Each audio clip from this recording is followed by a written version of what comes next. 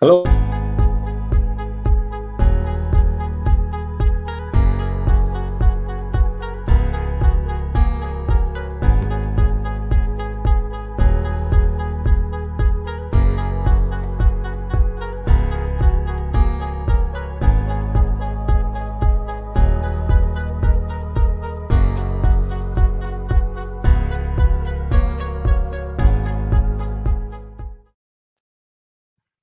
Hello. So hopefully some of you can hear me. If you can hear me fine and everything's good, then let me know before I start rambling off and doing a whole talk not knowing that anyone is here or anything like that. So we'll wait a second until someone responds.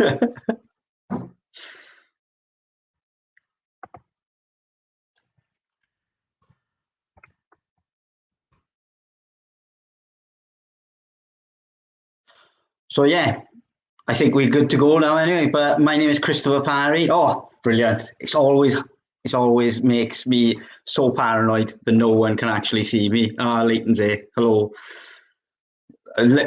But yeah, my name is Christopher Parry and I work for Kvatharian Castle Museum and Art Gallery, and it is my pleasure to kind of be invited to talk to you all again, because last year the Merthyr Rising lot, Lynn Williams, invited me to talk about political kind of wranglings in Merthyr, and I ended up speaking for ages about the before part of the Rising, the lead up to the Rising, really. And why I wanted to do that is because I always think that a lot of the Merthyr Rising events, I might be mistaken, but I always think a lot of the Merthyr Rising events people know inside and out, or have a good basic understanding. And so I wanted to kind of focus on the beginnings and the run up to the Merthyr Rising last year. And I'm sure if you troll through the Merthyr Rising Facebook feed and other places, you can find that talk. Thank you, Leighton, for letting me know. And you can find that talk essentially, which was looking at the build up to the Rising. But this time round, I wanted to kind of focus on the aftermath to a certain extent. Who knows, sometime I might even get around to actually talking about the Rising itself. Maybe that's next year's plan now. Maybe I'm actually in the third year of doing this. Who can believe that I'm actually doing another one of these a year later, which has gone super quick. Still digitally as well. It's a crazy old world. But the road to the Merthyr Rising wasn't a straight path by any stretch of imagination. It was filled with lots of different protests and demands and uprisings before and after actually the Rising broke up. And like I say, the last talk focused on a lot of those uprisings and events previous to the Merthyr Rising. And so this time I'm going to focus on the aftermath and focus heavily on Chartists in Merthyr, and hopefully looking to get an idea of Chartism through the story of one family, the John family of Merthyr, family that lived in Georgetown in Merthyr Tydfil. And I think through their story and what they are involved in, you can kind of get an idea of what would happen, or what was happening rather, in the 1840s and 50s after the Merthyr Rising, and why there wasn't another full-scale battle going on. There wasn't a full-scale rising and people arguing, so literally, not arguing, understating it, but I mean literally rioted out of control. There wasn't any of that anymore. It was peaceful protesting for the most part and agitating government for change and things like that. And there is a reason for that. And there is a reason why Merthyr was the centre for Chartism in Wales. But before I go too far on, if anyone's got any questions as we go along, just drop them in the chat and we'll try to get through them. And there'll be some time at the end, obviously, to ask some questions and things like that. But certainly don't worry about interrupting me at all. I'm happy to kind of go off on tangents, as most people who've met me would attest to, I'll be honest. But yeah, so the basics of being a Chartist. To be a Chartist, you, on the most basic level, means that you agree and support what was called the People's Charter. And that was officially put to paper, and it was officially put down. Hello, Malcolm. Malcolm's in the room as well. But yeah, the charter was officially put down on paper in 1838. It made 6 demands, essentially, okay? And I'm going to share my screen now to show you a little picture of those demands, just to give you a break from my face for a second.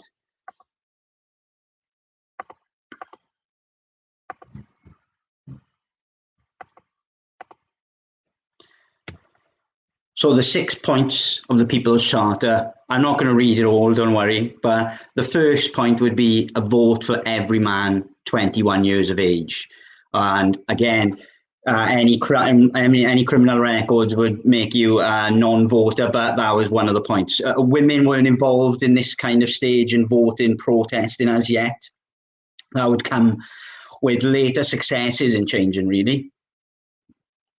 Number 2, the secret ballot, which was super important for Merthyr Tydfil. Namely, there's a man that lived and was born in Merthyr Tydfil, had a grocer shop on Brecon Road. His name was William Gould, and he actually went so far as to create a secret ballot box, an automated secret ballot box, which protected the people making the vote. And the secret ballot is massively underestimated in terms of its importance, because a lot of people, even if they had the vote, were afraid to vote against certain candidates because pressure would be put on them to vote a particular way. And if they were known to vote a particular way, then they might lose their jobs or be persecuted in some way. So having a secret vote is kind of taken for granted nowadays to a certain degree, really.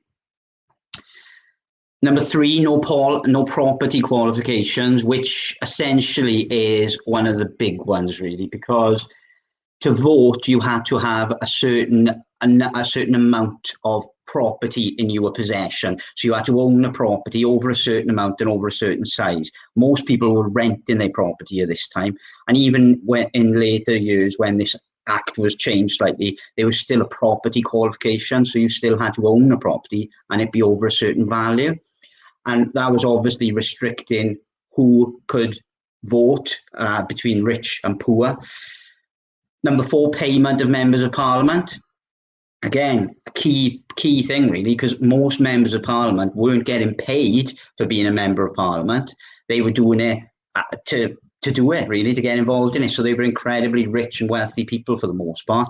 Honest tradesmen, as it says, and working men couldn't physically get involved because they would be losing the income that they would derive on a day-to-day basis anyway.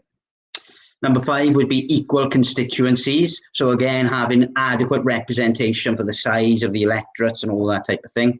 And 6, annual parliaments.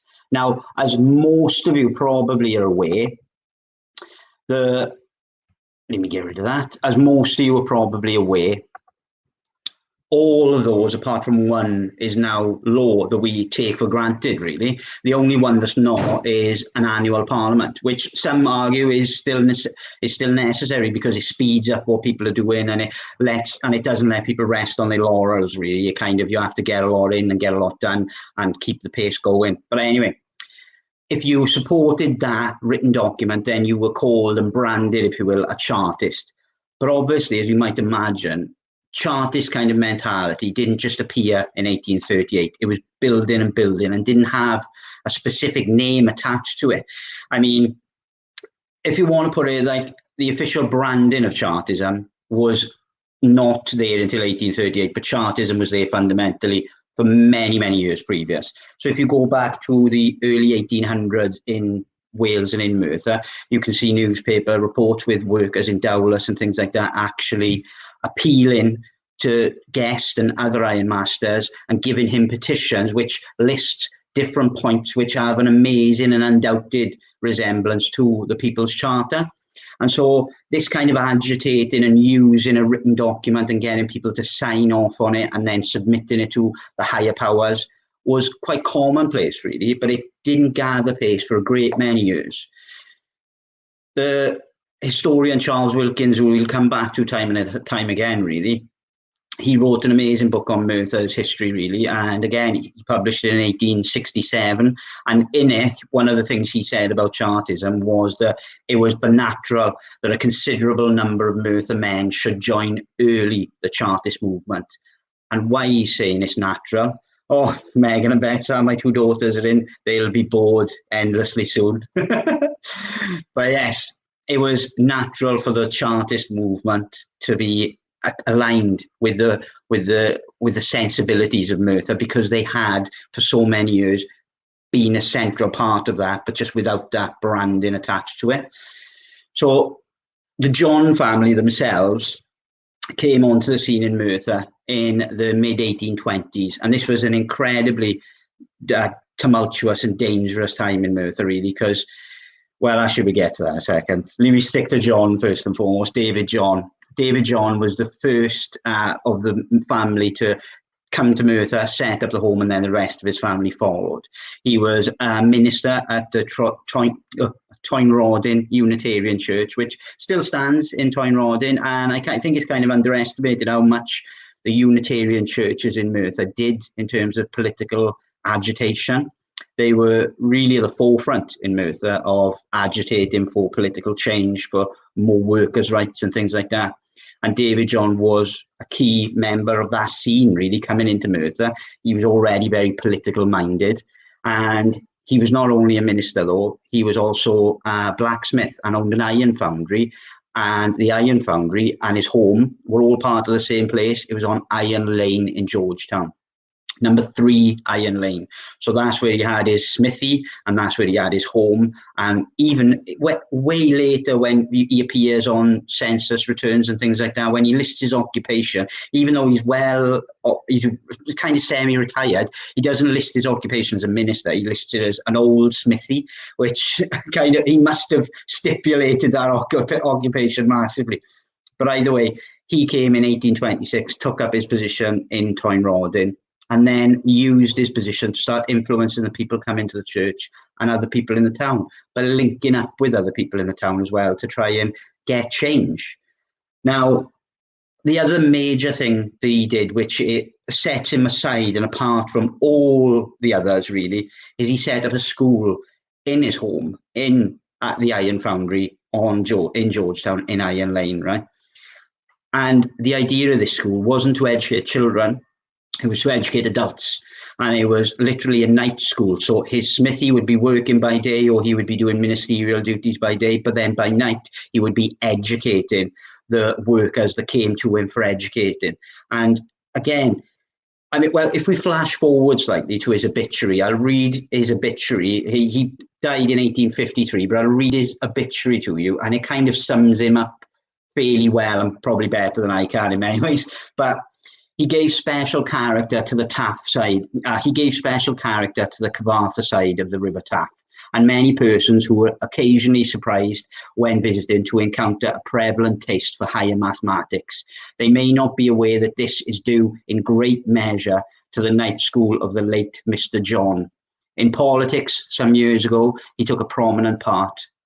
He was in principle an ultra-radical, and in season and out of season was an advocate of political doctrines, then unpopular amongst the ruling class, but now in the way of being realised. And that was in 1853. And again, some of the things in there that sums him up so well, I think, in many ways, is the taste for prevalent higher mathematics. He wasn't just teaching kind of, A, B, C.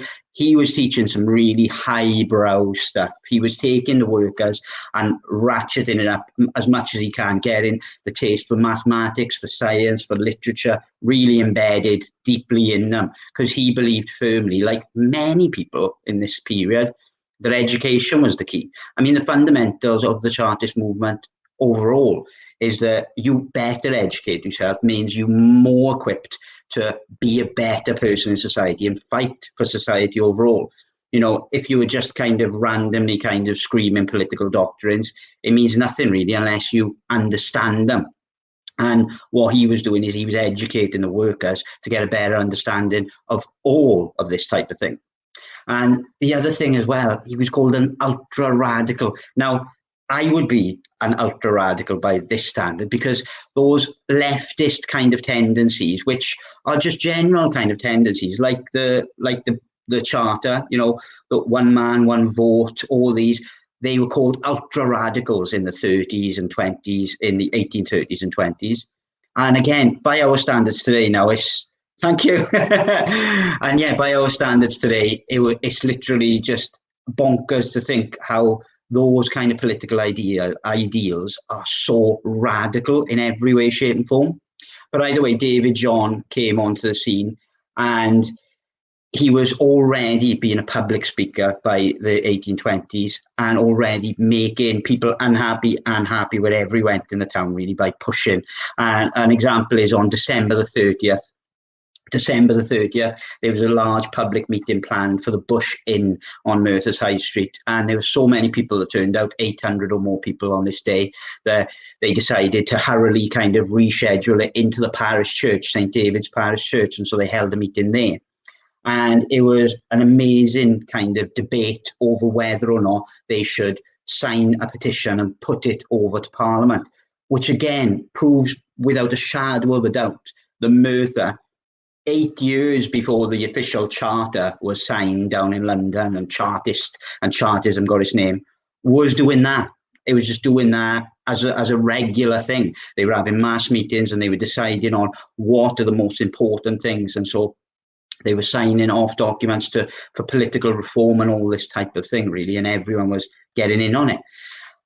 The other thing is he was bursting into fiery denunciation, as the legend Gwynalf Williams puts it. He was rallying against the clergy because he had a massive problem with the church getting rich and wealthy while the poor are getting poorer and more hungry. And he said in his speech he was, opposed to the clergy bishops who starved their clergy, and then proclaimed that the poor were living on a carrion while they preached revolution, but nothing changed. And he's saying that the clergy and the bishops and the church should be supporting these political movements, but they weren't en masse. Certain churches and certain parts were, but en masse they weren't. And he just couldn't compute that. He couldn't understand why the church, fundamentally as a Christian church, wouldn't support making the poor lives better, really.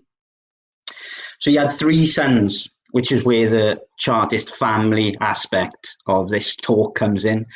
And I'll say right off the bat, one of his sons is a total and utter mystery, which really annoyed me, to be honest, because he must have been involved on some level, but I haven't been able to get a real feeling and an idea of what he was part of and what he did.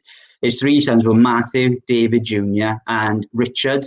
Now, Richard is the one that we sadly haven't got as much as I would like on him, really.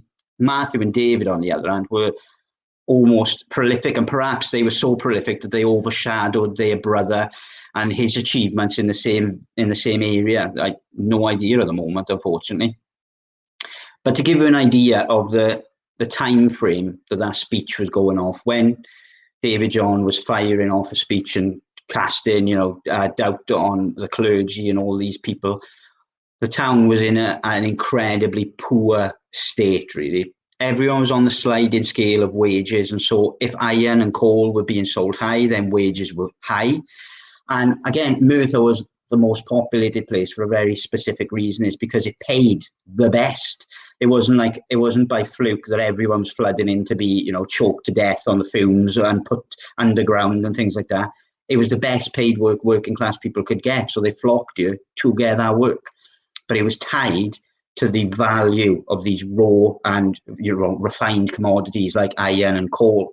And so if the level of that went down, then the cost of pay, then the wage these Chartist workers were earning would go down with it. And then the cost of life would be the same, but then they're earning so much less. And so life was very difficult in the early part of the 1830s, which is a massive contributing factor to the Rising, really. I mean, if you look at Kvatharian Works earnings, for example, Kvatharian Works earned, I think it was just over 16,000 in 1820, which was a very bad year for Kvathar. But then by 1825, it earned 56,000, which is a gigantic increase and a massive amount of money. Might not sound that much, but it is, and that's profits. And so the 1829, though, just a year or two before the Rising was kicking off, it was earning around £6,000 a year in profit. And so all of this was adding to the wage coming down and then the wage and demand of iron coming down, and the workers being more and more in dire straits. So in the start of 1831, for example, Merthyr had 42 blast furnaces in the earlier years, but 8 of them were put out, and that was just the beginning of it, really. And to put out 8 blast furnaces was a real bad sign for the town, because if they know if one of them goes out, that's a whole team of people working. I mean, there's people filling the furnace, there's people charging the furnace, there's people refining what's coming from it. One furnace is like a little mini factory, and so to close 8 of them across the town was a big thing, and there was a knock-on effect, obviously. But as I said, food prices would increase, not decrease, and all of that really contributed to unifying the workers of Merthyr under a political battle. And that's one of the things that the Rising thrived on, really, is that it had through and through a political mentality to change, to reform, to try and get a say in Parliament and a say in how their area and a part of the world is run. But they needed that mass support, and that mass support only came when immense pressure was put on everyone. So there was no room for running away. Everyone had to be on board pushing. Otherwise, there was no other option, really. Or was there peaceful political reform and all that? But we'll get to that in a second. Now, the John family, after going through all those fiery speeches and being part of these Chartist, early Chartist kind of petitions, where were they in the Merthyr Rising? How did they fit into that world? Because obviously a minister is not going to go out rioting and smashing up the streets and being part of that movement. And his sons in particular are not going to be the same. So what happened during the Rising for those guys is they almost used it to their own advantage in many ways. They do crop up in the Rising story, and in a big way, Merthyr John crops up, actually. And a key moment of the Rising, Merthyr John, is Tydfil. And again, I can't stress enough, we have no idea whatsoever how deeply involved in actually physically being on the street, protesting or agitating the John family were. But what we do know is that Merthyr went alone to Pendarren House to hand over terms to the Ironmasters during the Merthyr Rising. So the Merthyr Rising, just really briefly, the workers revolted and took over the town for 4 days, 190 years ago now when we are talking about this. And there was a standoff between troops and the crowd of up to 10, 15, even 20,000, some people say. And many people lost their lives and soldiers were injured. And the idea, the fundamentals of the Rising were to change. I mean, they had 4 demands for higher wages, immediate reform, cheaper articles of things they use in daily life and food, and the suppression of the courts of request, which was a debtor's court that didn't really stop collecting debts during a time of astonishingly kind of bad finances in Merthyr, which obviously a lot of people are going to be accruing debt and can't pay credit and things like that. And so all of that was taking place. But then afterwards, after this clash of troops, the Ironmasters retreated because the violence was heightened so much. The Ironmasters and the notable townspeople retreated to Pendarren House. They did that because it was seen to be the most fortifiable place, and they had a good way of protecting themselves. The grounds were larger around it, and probably many of you think my workplace, Kvathar Castle, would be the best to protect, but apparently not at all. Kvathar was decided that it would, Pendarren was decided to be the most defendable. And so either way, they went on and defended themselves in there, had troops surrounding, and the crowd kind of followed them up. But the crowd was still trying to make their demands heard and get their demands agreed to. They couldn't take them to Parliament because Merthyr wasn't a member of Parliament. It didn't have any representation at all, really. And so they were taking them to the Ironmasters, who were in control, in effect, and could make things happen and change in the town. And so 3 different delegations went up to Pendarren House at different points, and all demanded similar things to the 4 points. Only one of these delegations was just a single man who went inside Pendarren House and give terms over to the Ironmasters, and that was Merthyr John. Now, he was born in 1808, so he was, still a young man by 1831, and he literally went in, and his meeting was described as chilling for some reason, and I've been trying my hardest to find out why his delegation meeting of all of them was described as chilling. I don't know what kind of threats were made or what discussions were had. We lack loads of details about how this happened. We know And Matthew John went there, and we know that he gave over demands, but we don't know the specifics of the demands. We don't know exactly why he was chilling and why he was more notable than the other. Because in the other delegations that went up, they just said, 3 delegations went up, but only one of them is actually discussed and talked about it anyway, and that's Matthew's. But either way, he there showed himself to be a key part of the Rising, and whether or not he was, a rioter necessarily, or whether or not he was using this as a platform to actually establish some things that he was already fighting for with his father and other people for many years previous, is unknown. I would assume that he was, to be honest, but again, that would be assumption on my part.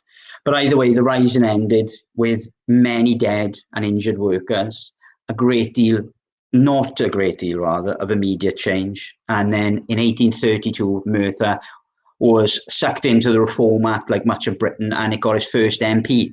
But his first MP was Josiah John Guest, the Ironmaster up in Dowlas. And don't get me wrong, his promoting to MP was supported by many workers in the town, and again, it's arguable as towards how much he was a candidate put forward by the workers. So that's a kind of different kettle of fish altogether, really. But for the most part, the Chartists didn't think at all that the changes have gone far enough, really. And so, yeah, it's one of those things that, again, it's difficult to get an idea of the mentality of the town after the Reform Act, but it certainly wasn't one of happiness and joy, because they seemingly just kept going on almost as if it didn't happen, because property qualification was still a key. There still wasn't one man, one vote. So it was called the Reform Act, but it stopped really short of achieving what they all wanted to achieve. So if we go forward a few years from the Rising and look at 1836, and 1836 is pretty much a key year, really, because in that year, in David John's smithy in Georgetown on Iron Lane, his school was still going. And if we look at who's attending his school and who was part of his school, and a fundamental person who's there all the time, a fundamental group of people that are there all the time, you see David himself, the father, his son David Jr., Matthew, no doubt his brother as well, and Morgan Williams, who was a flannel maker and a cloth maker from Hilgerig, and who played a key part in Merthyr Chartism, and William Gould and many others. It was like his schoolroom in Georgetown was literally this central hub where Chartism and the leaders of Merthyr Chartism sprung out of from 1836 onwards, really.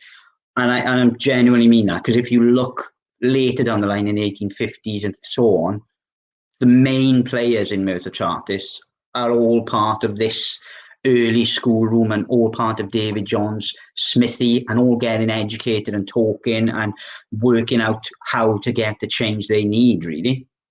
In that same year, 1836, Hugh Williams, who was a solicitor from Carmarthen, established the Carmarthen Working Men's Association. And this was a key step forward for workers' movements in Wales, really. And Hugh Williams was keen to get other places with working men's associations as well. And so he was travelling around, organising mass meetings and trying to get people to form groups and to get leaders of those groups. So in 1836, he came to Merthyr, organised a big meeting on the Wine, and they're always meeting out on the Wine, on the hillsides and all that type of stuff. There's about 1 million wines around Merthyr as well. I'm never sure 100% which wine they mean, but either way, they were on the hillsides around Merthyr, and this mass meeting was there. And Morgan Williams was put forward to lead the Merthyr branch of the Chartists, to be the secretary and the lead speaker. And again, the fact that it's not a John doesn't mean anything really, but the fact that it's a person who has been highly tied and lived and breathed with the John family for so long, and would bring them along with him, is key, really. And so the Merthyr branch of the Working Men's Association was formed in October of 1838. And from that point forward, Merthyr was very much unified And not only, if you remember the date the Chartist was signed, the Charter was signed down in London from earlier, that was 1838 as well. So it's this crucial year for Merthyr where the Charter is signed in London. It's got its own workers' association. It's got a very ultra-radical political leader at the head, and all the subcommittees are all John family and William Gould and other people. So it's really gaining some momentum and some speed now, and some serious support. I mean, I'll go to the Bro figures now in a second to show how astonishing the support for this political movement was in Merthyr, really. But as I said, the John family was still a major prominent role in all of this, because famously David John Senior, the father, officiated over the announcement of Merthyr's Working Men's Association in December of 1838. He was basically overseeing the proceedings and a major part of this meeting. And this meeting was literally demanding reform, support for the People's Charter, and literally it was the largest Chartist movement, the largest Chartist meeting ever held in Wales up to that point. It was gigantic. And so, to give you an idea in statistics, really, the year later, they actually put the petition, signed the Charter and put the petition to government to try and enact those 6 points of change. And in Merthyr, it was signed by 14,700 people in 1839. And then in 1842, it was signed by 21,934. So gaining speed and gaining pace the further it went. And people in this same year, 1839, obviously there's a massive event in Newport, which we'll talk briefly about in a sec. But people often kind of think Newport is the centre point and the central place for Welsh Chartism and Chartism in South Wales. But that figure in 1839, for example, of people who signed the petition is 3 times the size of what signed it in Newport, 3 times. And even though Merthyr was obviously slightly larger, it still massively was outshining everyone in terms of the support for this political change, really. So as we touch in upon Newport, one of the things that a friend of mine, Joe England, who is an amazing historical kind of writer and journalist and things like that, he put down an amazing article exploring why Merthyr Chartists were not part of the proceedings that happened in Newport.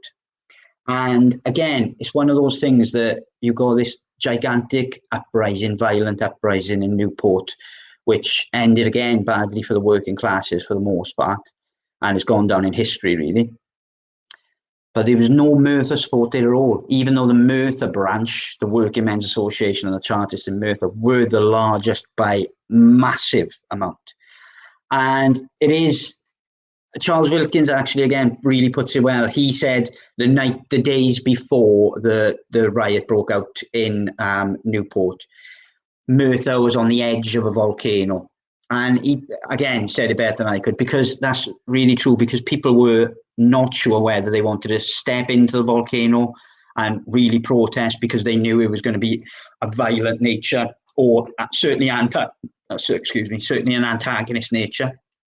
And so they were torn, Merthyr Chartists, and there was debate after debate after debate, because there was these little build-ups and everyone was getting together and lots of activity. But ultimately, they didn't take part.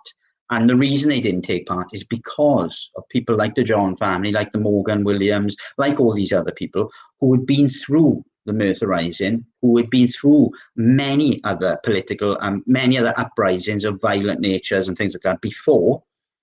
And they had essentially learned that it is a fool's errand. It's not going to actually progress anything. So Chartist leaders locally met, but peaceful protests were what won out, and other ways of protesting is what won out. And again, that wasn't just something that was there straight off the bat. That was kind of taught and inbred from the top up, from this level of people who were there at David John Smithy, their ideologies, their outlooks on life, their ways of getting things done. They were leading the Chartist movement, and they were promoting non-violent agitation of Parliament, pushing things. But they had a lot of other techniques actually. So they had a tactic, for example, that Morgan Williams implemented loads of different times, which he would advise the Chartist movement to remove support for certain businesses or ventures or people if they voted or stood against a candidate or an ideal of Chartism. So for as a generic example, if a shop owner was voting for a candidate who the Chartist movement didn't support, the Chartists would get it out to all of their members. And again, in 1842, if the petition is anything to go by, you're talking 20,000 or so people, it would get it out there to all of those people to not use that shop. And that shop wouldn't exist for long. And so they were using the sheer wealth and strength of their numbers to actually better their own political agenda. And they did that time and time again. Even in 1839, they started publishing newspapers and widely distributed newspapers. They published them in English and in Welsh. And Morgan Williams actually co-wrote and co-edited a newspaper with David John Jr. Now, David John Jr. is, again, he is a major key player in Merthyr Chartism, really. And he co-edited and co-published this newspaper that was called the Trumpet of Wales, and other newspapers as well. Some of them had longer print runs than others, but they were Chartist newspapers, and arguably the first or even earliest Chartist newspapers ever produced in Wales. And so they weren't, using the same techniques and tactics that they had in previous years. They were using their strength in numbers, not to fight, but to take away support. They were using press, and they were using the press and the printing press to benefit them, printing posters and things like that. I mean, I'll show you a poster that we've got in the collection at Kvatharian now. And they again were printing various things like this, really, for all to see. And this, as you can see, the unfranchised rally around your flag, the Republic of France and the Charter for England. Notice a public meeting to be held in Market Square, and the year there, 1848, March the 20th. And again, all of the people part of this meeting, the main speakers on the stage were David John Jr., Morgan Williams, Matthew John, William Gould, the central points of Merthyr Chartism. So again, arguably the central points of Welsh Chartism overall, really. And to ram that home even more, to be honest, you can look at Georgetown as a key example. I mean, Georgetown is where the John family first started, where they established that school, where a lot of this mentality was spewing out of. And so if you look at Georgetown in the 1840s, Chartist lodges were a big thing, because how it would work essentially is, as the movement increased, obviously you got thousands upon thousands of people, you would have different lodge meetings for different sets of people. And so you wouldn't all meet at all once at the same time, because everyone worked at different shifts, everyone worked at different times, and everyone worked different occupations. So everyone met on a particular day in a particular lodge, and then the information from all the smaller lodges was worked up to the main lodge, and then that was worked up to the national lodge. And so in 1839, Merthyr, South Wales and Monmouthshire had to put a candidate forward to represent the Chartists in South Wales and Monmouthshire, and they put forward David John Jr. So he literally represented all the Chartists at the Manchester Convention for Monmouthshire and for Merthyr, and a massive amount of people. And again, he was chosen as the best guy for the job, really. And he apparently had a really fiery temper, really powerful public speaker. But in Georgetown, where he lived, the amount of lodges was just astounding. I mean, I'll read from the newspaper. As the movement increased in popularity, so also did the number of meeting places. At one time, just in Georgetown alone, there were over 30 meeting places. So that's just in Georgetown. They were mainly in pubs, but in the back rooms of pubs, because again, Chartists promoted abstinence to a certain degree, because they wanted to kind of be educated, and they didn't want to turn up drunk at all these meetings. They were a serious group of people, and they weren't kind of, using the pubs because it was easier to get a drink or anything like that. God knows they could have, because there was 27 pubs in Georgetown at this time, so pretty much every pub had a Chartist lodge. I still yet to find out how many lodges they were combining with Merthyr Town, Dowlas, and all of Merthyr. They must have been well into triple figures, to be honest. But in the back room of the Three Horseshoes pub, which still stands today now, and again, the Three Horseshoes had a massive extension put on the back of it in the 20th century. So the back room is still there. It's the front part of the building. The building was a lot smaller than it was back in this period of time. So the back room essentially still exists, really, in the main building. And that was where one of the main branches of Merthyr Chartists met.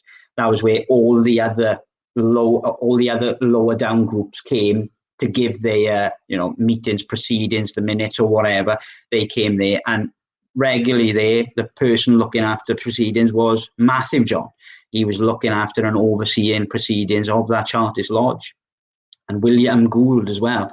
And again, you could find him giving speeches and debating the rights and wrongs of political change all night long, really, to be fair. On the subject of Merthyr John, he's the only one out of the lot that we've actually got a photo for. So I'll show you his image, because we haven't got any images of any of the others, just Merthyr. And I'm not sure how we've got this, but either way, I'm glad we do. It's not the best photo in the world, but it is certainly an image. And this is Merthyr John. Now, Merthyr, by this time, by the 1840s and late 1840s, he had opened his own iron foundry at Wilkins House, which again is still standing. It's been converted for the most part into homes and flats now. But that whole area was an upgrade, extending the family business, extending the iron foundry, and really putting his family business on the map, to be honest. Stepping up from a small smithy and a small foundry in Georgetown to Wilkins Foundry and Wilkins House was a big increase in a massive way. And so his family business was growing, but political causes were still central to him.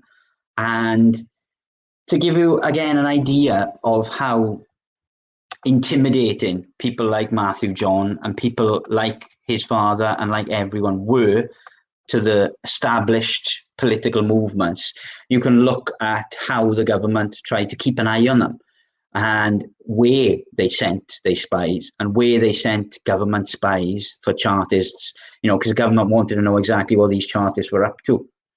And so they thought that they were going to, use guns and bullets and weapons. There's all these famous stories of Chartists hiding weaponry in caves and things like that, and ready for rebellions. And so they were on edge.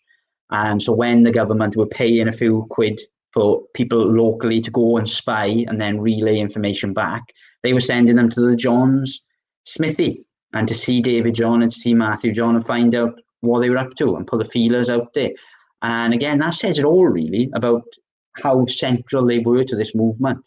I mean, Wilkins again quotes a brilliant thing: is one spy went to David John's smithy and he talked about casting bullets. So what he was trying to do is he was trying to entrap David John, the father, and try to find out, well, if he admits to making bullets and casting bullets in this foundry, then we can arrest him and get him out of the equation.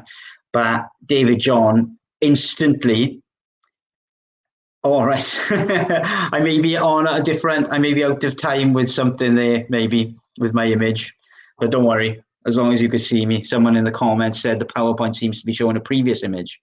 I'm not sure what's going on there. It's all right on my screen, and that's all I can go by, sorry.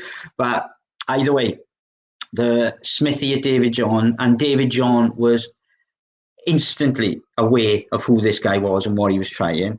And he threatened to put his head under his hammer if he didn't leave. So literally he said, I'm going to put your head under my hammer. And Charles Wilkins put it best again. He said, and the spy decamped and left. But there's also another spy called William Phillips, who was regularly coming to Merthyr during 1842-43 to spy on the Merthyr Chartists. And he would regularly report on the meetings in the Three Horseshoes, and he would say that the language they spoke in those meetings were far more aggressive and radical than was being reported in the newspapers and elsewhere.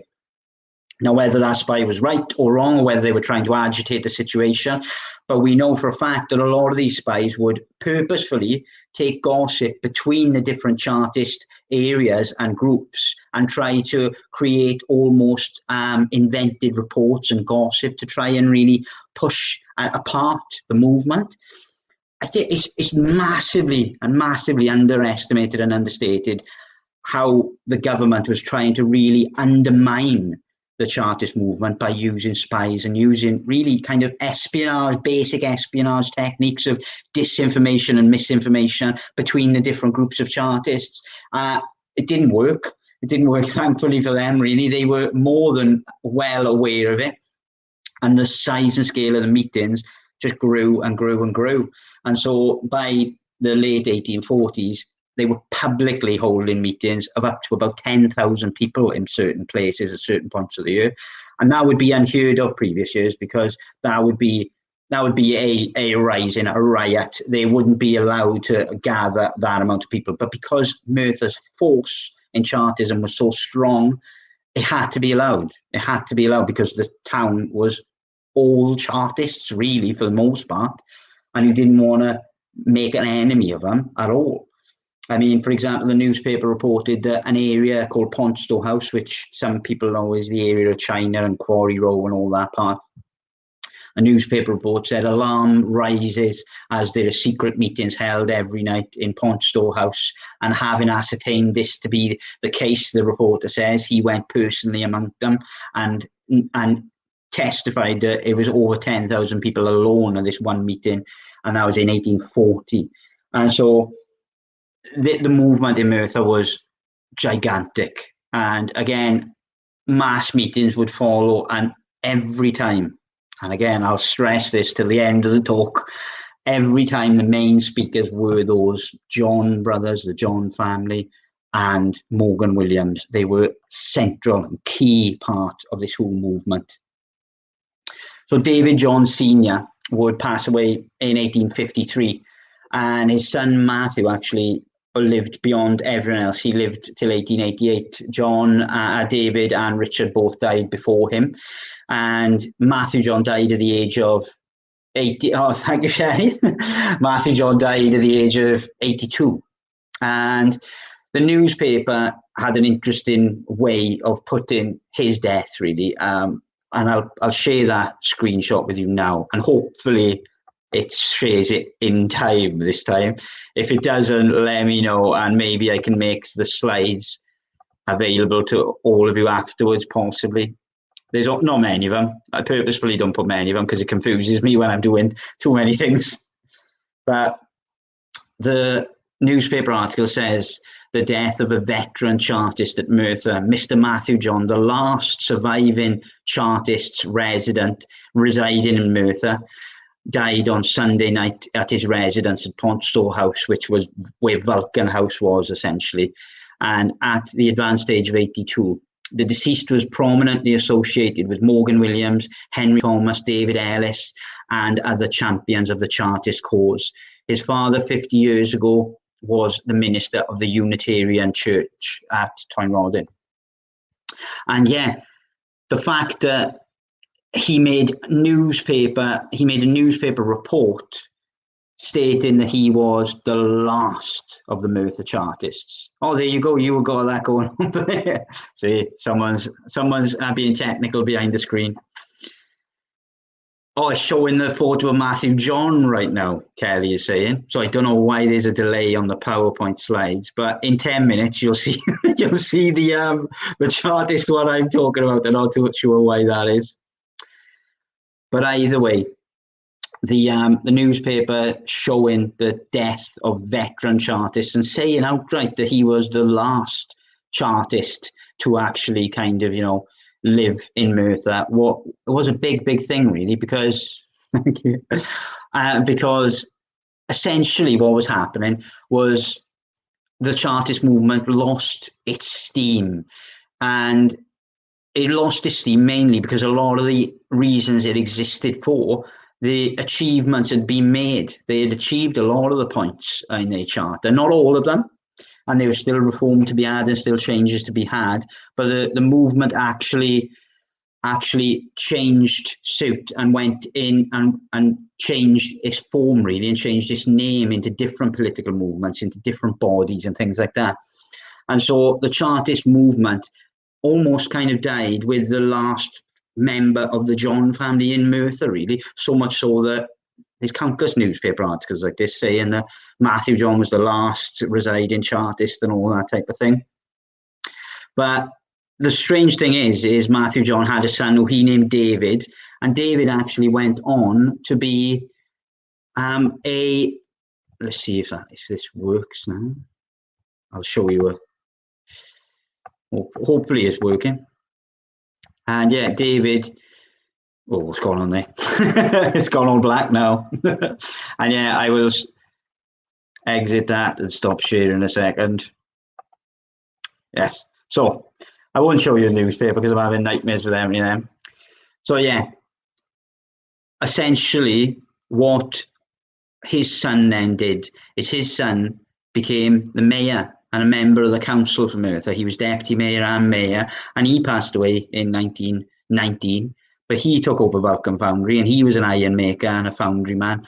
But he was an elected official of the town. So the whole family movement changed from fighting these political Chartist battles, and then their descendants, the family directly coming after them, actually kind of followed that through and were a central part of Merthyr's political landscape, really. They were actually sucked into that world afterwards, and whether they made a huge change or not is kind of irrelevant. They really did make a gigantic impact on Merthyr. I'll end and then we'll ask questions, because otherwise I'll go on for hours and nobody wants that. But I wanted Charles Wilkins again, who I've quoted a few times here. He did an amazing little write-up of the impact of Chartism for Merthyr and what it meant for people of Merthyr, really. Charles Wilkins' father was actually a key player in the Chartist movement in Merthyr. Charles Wilkins himself wasn't as politicised in many ways and had problems, we'll say, in that respect. But either way, he put it like this: monster meetings and powerful speaking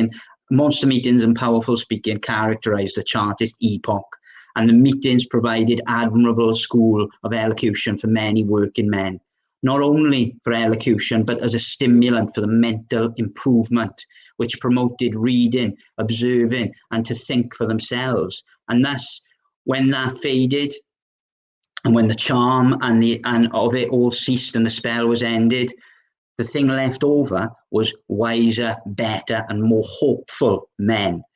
So when Chartism ended, it didn't just end, and that changed the whole generation of people in Merthyr to be more educated, more politically minded, and then would in turn educate the generation after, and so on and so forth. And this is why Merthyr became the first place to get a Labour movement to represent it as a member of Parliament, because that socialist kind of slant of Chartism and everything was inbred from the Chartist movement, really. But either way, he does also say there was less drinking for mind. There was less drinking, and they were all directed to aspects of moral efforts and political conditioning, and it produced a higher class of working men in Merthyr, he says. And yeah, I can't really disagree with that point at all. But I've gone on for quite a while now looking at that timer. Hopefully, most of that come across and the slides didn't play havoc with everyone. I don't know if everyone can still hear me fine or if that's on a delay or whatever. But either way, I will leave it there. But if anyone has got any questions to ask about any of what we talked about or anything in general, just leave it in the chat and we will crack on listening to that. And yeah, and I'm seeing that now I got private messages from Brad, who's helping backstage. Thank you, Brad. And he's saying the screen is lagging sometimes when I'm sharing it. So sorry about that if I played havoc with some of you, but hopefully you enjoyed. And like I say, if anyone's got any questions, please feel free to ask. But thank you very much for watching and listening, and I hope you have enjoyed in general, really. So I'm wondering who you think the modern day Chartists or people with the most radical demands are of Wales. That's an interesting question, because I don't know if there are necessarily kind of, people that would be seen as that ultra radical type of mentality that Chartism was, because by now, modern day standards, I suppose probably, people would say Plaid Cymru for agitating for independence and things like that. Thank you very much. But again, it's one of those things that it all depends on where your radical views start, I suppose.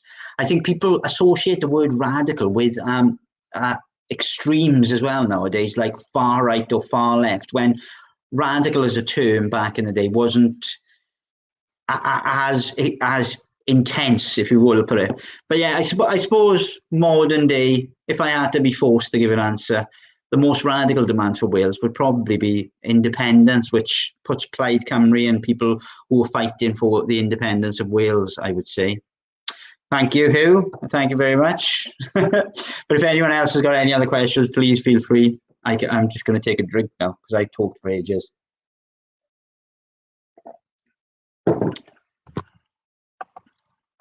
Yeah, I don't know how laggy this all is, so I'm giving it a moment before anyone else says anything, before I call it a full day. Oh, thank you, Mags. Brilliant talk again. See, support us. Oh, thank you, Leighton. Oh, I meant to say Ringo Starr in the chat for Leighton. There you go. There you go. He told me to sneak a word in, but I'm not going to sneak it in. I'm just going to say it. So thank you, Sherry, as well. And yeah, if you do want to find out more as well about Merthyr's history and all that, this past year during lockdown has forced me, my job at Kvatharian Castle is a community and outreach officer, to engage everyone in the community in history and in the collection of Kvathar. And for the past year, obviously, I've been unable to do that. And so I've just been busy creating digital resources. And so if you go on our Facebook page and scroll through the videos, or on our YouTube page is probably the best place to stay. Thank you, Malcolm, and thank you, Leighton Jones, as well. And yeah, there are other talks. I'm not sure if there are other talks for the Merthyr Rising planned this year, but there are certainly other talks that I've given. And thank you very much. I'll answer that in a second now.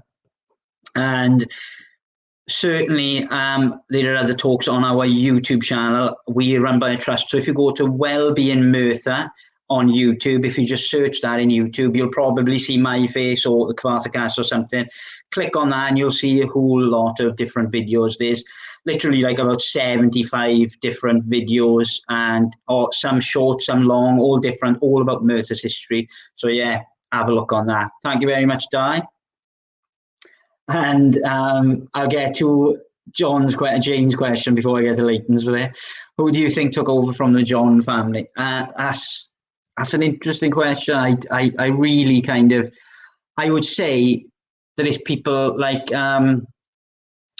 Enoch Morel, who was a Troyderu born boy. People like Richard Bell, who was born in Merthyr but moved on and was the second officially elected member of Parliament for Labour back in the early 1900s.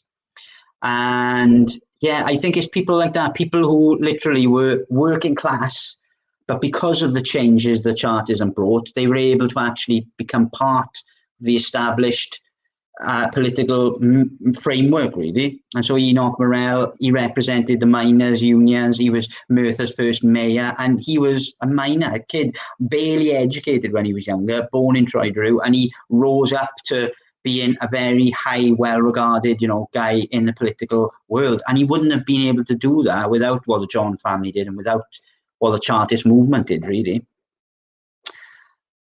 Oh, thank you, Iris. Excellent, good, thank you. It seems a long time ago that I heard about Chartism first, but I hope schools benefit from your lecture. They won't get this far. They listen to the first 5 minutes. Hopefully some of them do, but your approach is engaging, and thank you very much. And yeah, diolch yn fawr. Thank you very much indeed. And Kelly, they're saying, the museum's very proud of me. I'm very proud to work at the museum, to be honest, so thank you. Yes. Kelly is the curator and boss, so if I didn't please her, I wouldn't be able to do stuff like this, so I'm glad she's happy. But yeah, and what did Leighton ask? Yeah. Do you know that Ringo was sent to see Paul on his own when Paul was left in the Beatles? A bit like one of the Johnsons. Yeah, that's very poignant. Like, that's a lovely way to end, actually. But yeah, thank you very much all for watching, and I hope you enjoyed. And yeah, I will leave it there and catch you on the next one. And again, visit Wellbeing Merthyr YouTube page to see more lectures, and keep an eye on Merthyr Rising pages because they do loads of stuff like this and loads of other stuff as well. And so yeah, keep an eye on those things, and thank you very much, and I will leave it there. Thank you very much.